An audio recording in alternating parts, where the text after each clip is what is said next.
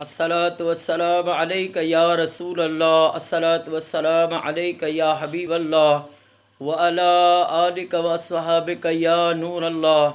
अल्लाहुम्मा सल्लि अला मुहम्मद व आले मुहम्मद सल्लल्लाहु अला हबीबिही सैयदना मुहम्मद व आलिहि वसल्लम। जैसी साह पसा तेसी नीह निभाइबो, जाने पो अल्लाह केर हूंदो कंहिंसां भला।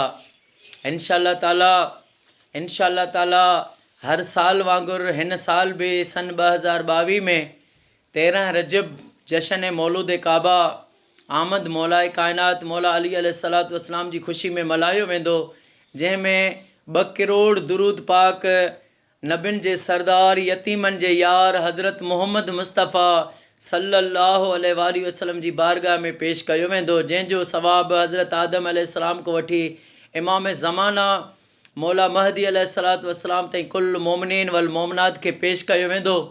सॼी दुनिया मां जेको भी मुसलमान भाउ या असांजी भेण हिन सवाब में शामिल थियणु चाहे, अॼु खां वठी दुरूद पाक पढ़णु शुरू करे जेतिरो भी दुरूद पाक पढ़े तादाद ॾिनल नंबर ते SMS करे, जीअं तव्हां असां सभिनी जो पढ़ियल दुरूद पाक 13 रजब ते आका करीम सल्लल्लाहु अलैहि वसल्लम जी बारगाह में पेश कयूं। नंबर आहे 0300318958। इंशाअल्लाह ताला 13 रजब जशन मौला सुबुह जो दुरूद पाक जे विर्द सां शुरू थींदो ऐं 3 बजे मुंहिंजो ख़िताब ऐं दुआ थींदी। ऐं हिन प्रोग्राम में सिंध जा मारूफ़ नात ख़्वान ऐं सुगड़ नज़राना ऐं अक़ीदत पेश कंदा।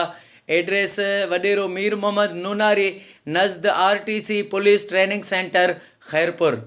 तव्हांजो ख़ादिम फ़कीर मोहम्मद सलीम सियाल अवेसी कादरी, सदर जमायत सलावत कमेटी सूबा सिंध।